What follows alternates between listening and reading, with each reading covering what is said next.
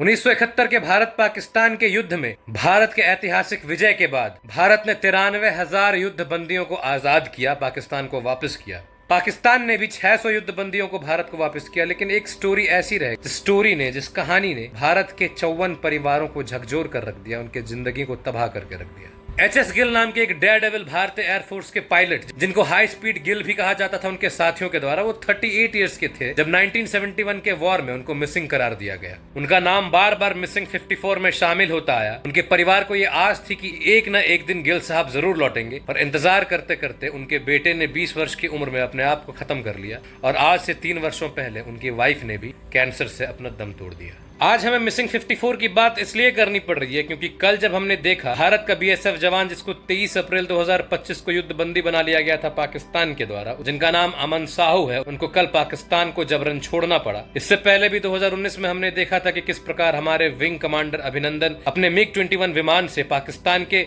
Hi tech विमान F-16 जो America द्वारा उनको प्राप्त है, को मार गिराता है। हमारा MiG-21 बहुत ज्यादा ही पुराना आउटडेटेड है, लेकिन फिर भी हमारे पायलट की जाबाजी देखो कि अपने पुराने जहाज से उनके हाईटेक जहाज को, मॉडर्न जहाज को मार गिराते हैं। बदकिस्मती से उनका प्लेन क्रैश कर जाता है और उसके बाद वो पकड़े जाते हैं। पकड़े भी जाते हैं तो वहां पर जाकर शान से रहते हैं, लोग उन पर दबाव बनाते हैं, मारते पीटते हैं, पूछा जाता है, एक भी डिटेल नहीं बताते हैं। वो चाय की चुस्कियां लेते हैं, टी इज फैंटास्टिक कहते हैं, लेकिन जब ये पूछा जाता है कि बता भाई अपने डिटेल्स बता, तो कहता है कि sorry I can't share this things with you. लेकिन ये पाकिस्तानी थोड़े कम अकल के होते हैं, बेवकूफ होते हैं। इनके लिए कहीं कोई कामयाबी इनको मिलती नहीं, कुछ उपलब्धि है नहीं इनके जहान में। अगर किसी ने इनके चाय की तारीफ कर दी तो यही उनके लिए बहुत बड़ी बात हो जाती है।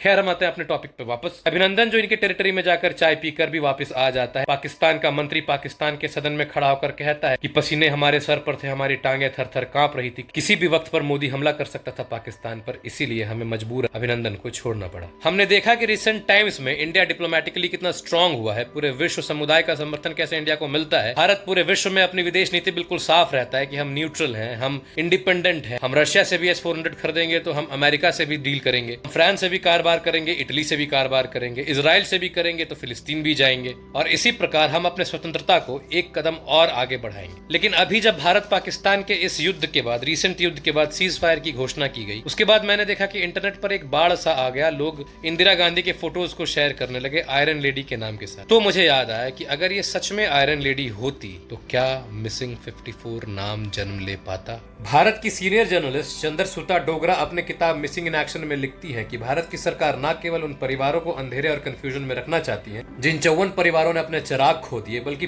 पूरे के पूरे भारत को अंधेरे में रखना चाहती है। इसीलिए तो 1990s में भारत सरकार ने एफिडेविट्स जारी किए। उन मिसिंग 54 में से 15 लोगों की मृत्यु हो चुकी है। वो लिखती हैं कि इन युद्ध में अपने विजय को घोषित करवाने के लिए और अपना लोहा मनवाने के लिए हम लोग इतने व्यस्त हो गए, भारत की सरकार इतनी व्यस्त हो गई, अपने आप को लोग आयरन लेडी प्रूव करने में इतने व्यस्त हो गए कि इन 54 सोल्जर्स को और इनके परिवारों को बिल्कुल नजरअंदाज कर दिया गया। इन मिसिंग 54 में से एक सोल्जर के भाई ने यह कहा कि गवर्नमेंट बहुत खराब तरीके से फेल करी है अपने सोल्जर्स को वापस लाने में। यहाँ तक कि इनके भाई ने चंद्रसुता डोगरा को यह भी बताया कि हमने थर्ड पार्टी इंटरवेंशन की मांग की थी कि किसी थर्ड पार्टी को इंटरवीन करने दीजिए, वो जाकर पाकिस्तान में मिसिंग 54 की सच्चाई के बारे में पता लगाएंगे। लेकिन गवर्नमेंट ने इस बात को भी नहीं माना। अगर इस बात को मान लेते तो हो सकता है कि आयरन लेडी वाला जो एक ख्याली पुलाव पकड़ा था वो फूट जाता। समय के साथ लोगों ने अलग अलग थ्योरी को जन्म दिया। किसी ने कहा कि पाकिस्तान ने इनको स्पाई समझकर इनको टॉर्चर करके मार दिया, किसी ने कहा कि ये लोग वॉर में मारे गए। लेकिन अकॉर्डिंग टू डोगरा, अगर ये लोग वॉर में मारे गए या फिर पाकिस्तान ने इनको मार दिया तो क्या इसका कोई एविडेंस है भारत की सरकार के पास? और अगर एविडेंस है तो मिसिंग 54 में से अब तक इनके नाम की डिलिस्टिंग क्यों नहीं हुई?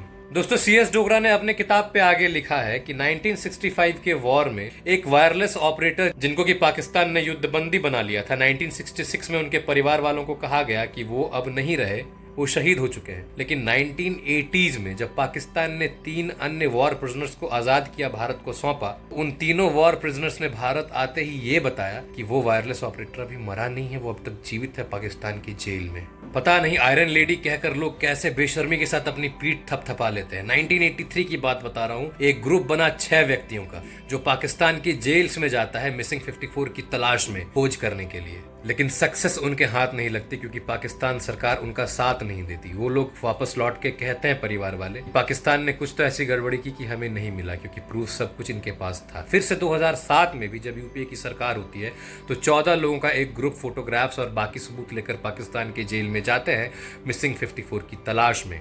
इस दफे ये 14 लोगों का ग्रुप ये क्लेम करता है कि बहुत ही स्ट्रांग एविडेंसेस हमें मिले हैं कि पाकिस्तान की जेल में अब तक मिसिंग 54 है उपस्थित। लेकिन फिर पाकिस्तान की मिनिस्ट्री इस बात को डिनाई कर देती है और यूपीए की सरकार कुछ नहीं कर पाती। गुरबीर सिंह गिल, एचएस गिल के भाई, आज भी इस उम्मीद में बैठे हैं कि इनका भाई वापस आएगा, और अगर ना भी आया, अगर इनकी भाई की मृत्यु हो गई तो सच्चाई से तो कम से कम इनको वाकफ किया जाएगा, ये गिल साहब कह रहे हैं। इनका कहना है कि अगर हमें सच्चाई से रूबरू नहीं करवाया गया तो हम मरते वक्त तक इंतजार ही करेंगे। ये एक शॉर्ट स्टोरी थी दोस्तों मिसिंग 54 की। मुझे लगता है कि आज भारत उस स्टेज पर है जहाँ पर अगर एक सोल्जर भी हमारा मिसिंग होता है तो हमारे शत्रु मुल्क को उसको वापस करना पड़ता है नाक रगड़ कर। लेकिन जिसको आप आयरन लेडी कहते हैं, क्या वो सच में आयरन लेडी थी? जरा आप सोचना, और अगर आपको सोचने में दिक्कत हो तो उन 54 परिवारों से जाकर जरूर पूछना।